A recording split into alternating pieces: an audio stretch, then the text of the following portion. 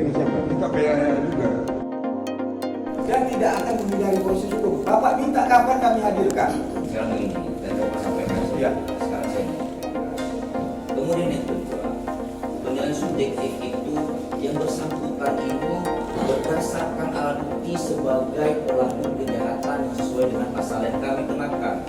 Ada lagi 3 laporan polisi lainnya Pak Sibuan. Ya kenapa Profesor Pagar dibebaskan seperti itu? Kita bukan. Maaf, saya jelaskan dulu. Saya sudah paham Pak, saya sudah paham aturan seperti itu. Saya mantan penyidik juga Pak. Saya mantan penyidik, jadi saya sudah paham. Yang saya tanyakan kenapa ada diskriminasi? Tidak ada diskriminasi. Loh, kenapa Profesor Pagar kita bukan? Ini tidak ada 3 LP lagi Pak, yang namanya 3 LP, 10 LP, tadi kan saya sudah jelaskan, itu prosedur hukum. Tetap, yang namanya erosi ini, saya bicara dulu, itu diam dulu.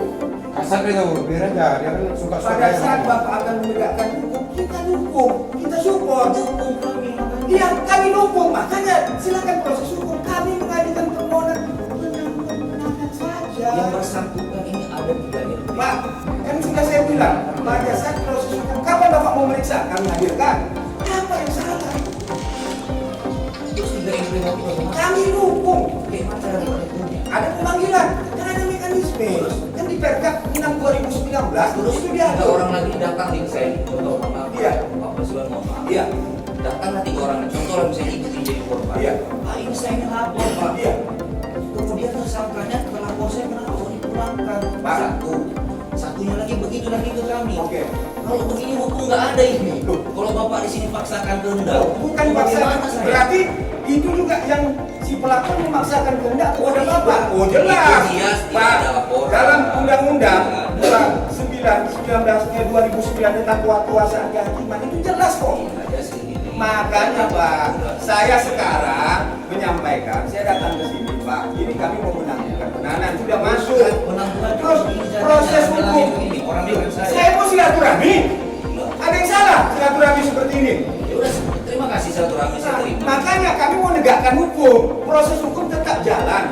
Tapi tolong dong, ini ada penangguhan penahanan. Bagian dari proses hukum. Penangguhan penahanannya Bapak kami hargai proses hukum. saya hargai, makanya panggil nanti kami hadirkan. Tidak, ada Loh. 3 laporan lainnya sekarang kami tangani. Pak, mau dia nanti di Papua sana, kalau nanti ada pemanggilan kami Berarti hadirkan. kan memaksakan kehendak. Oh tidak, Bisa begitu, tidak. Pak. Pak, Bapak yang memaksakan kehendak. Kenapa ini diskriminasi? Ini ada Bapak diatur di sini dalam rame-rame suap. memaksakan kehendak. Pak, Nggak boleh. saya bicara dulu. Saya bicara dulu. Boleh, Pak. Saya bicara dulu. Saya bicara dulu. Ya, saya bicara dulu. Ya. Itu diatur, Pak. Pada saat ada 2 pelaku. Ya. Kemudian 1 ditangguhkan, 1 tidak. Bapak tanya diri Bapak sendiri, cari aturannya. Boleh nggak tidak seperti itu? 1 ya Pak ya. Terkait dengan laporan polisi ini, kan Bapak ingin jadikan acuan Bapak untuk ditahan. LP ini. Yang lain juga belum buka, apakah diri atau tidak. Makanya Bapak belum menggelar, tapi Bapak sudah bisa. Bisa. Menjadi. Ini saya menghargai Bapak. Loh. Saya sudah sampaikan tadi. Kalau Bapak menghargai, maka Bapak jawab tertulis kemarin. Jangan hanya WA saja. Suratnya baru masuk Loh, kemarin. Pak, Makanya saya jawab. saya datang ke sini mengantar Pak langsung adu dan Pak ke Bapak juga. Bapak dari kemarin saya tidak bisa ketemu. Pakai password loh itu, digital itu. Iya. Saya tekan, terus 9 kali saya bel.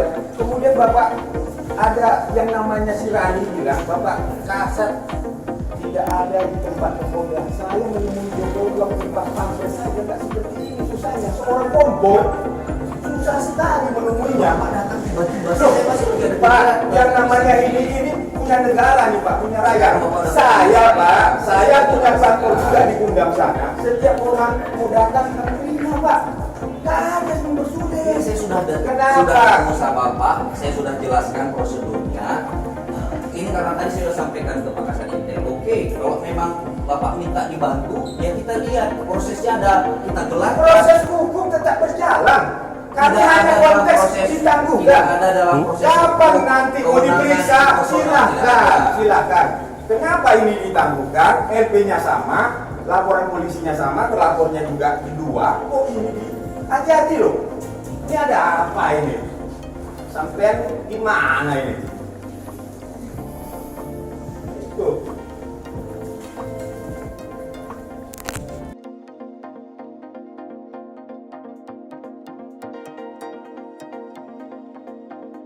Puluhan personel TNI sekitar 40-an, berseragam loreng hijau hitam dari Kodam I Bukit Barisan menggeruduk Satreskrim Polrestabes Medan. Mereka masuk dan mengepung Kasatreskrim Polrestabes Kompol Teku Fathir Mustafa di ruang penyidik lantai 2 gedung Satreskrim. Anak buah Pangdam I Bukit Barisan Maijen Daniel Chardin, ini datang sekitar pukul 14 waktu Indonesia Barat. Pantauan di lokasi, mereka berulang kali keluar masuk ke gedung sambil membanting pintu masuk. Terlihat, Kompol Fathir berdiri dikelilingi personel TNI berseragam loreng dan berseragam preman.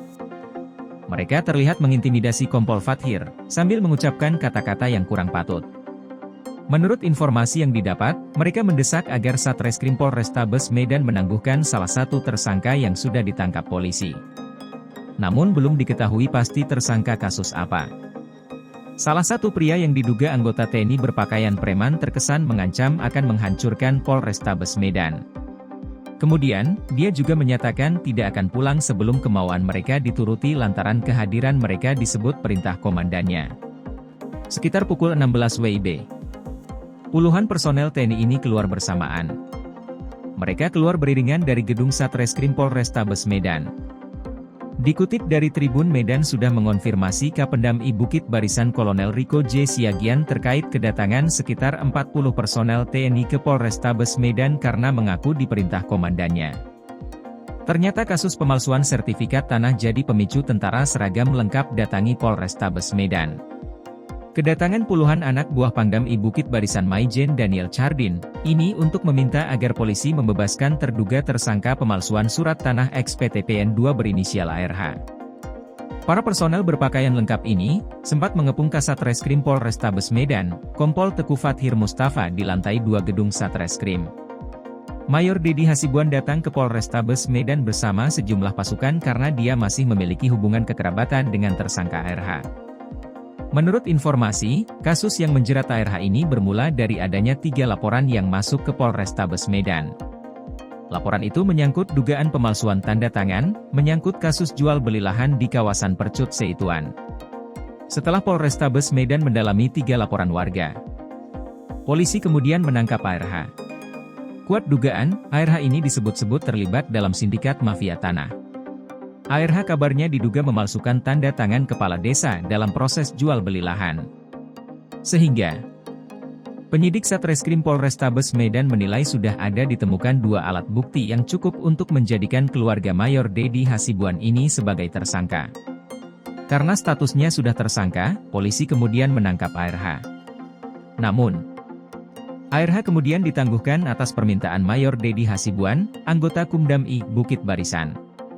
Kapendam I Bukit Barisan Kolonel Riko J. Siagian mengatakan puluhan personel yang datang ke Polrestabes Medan itu merupakan anggota dari Kesatuan Hukum Daerah Militer, Kumdam I Bukit Barisan.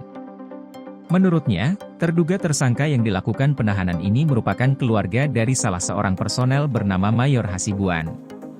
Lanjut Riko, kedatangan personelnya ke Polrestabes Medan dengan memakai baju dinas lengkap dengan baret hijau itu merupakan persoalan pribadi bukan institusi.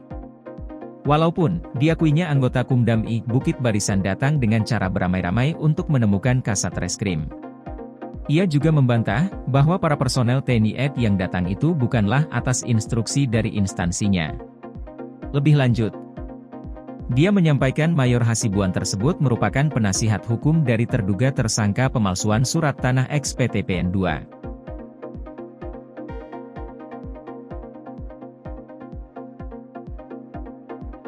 Jangan lupa subscribe ya!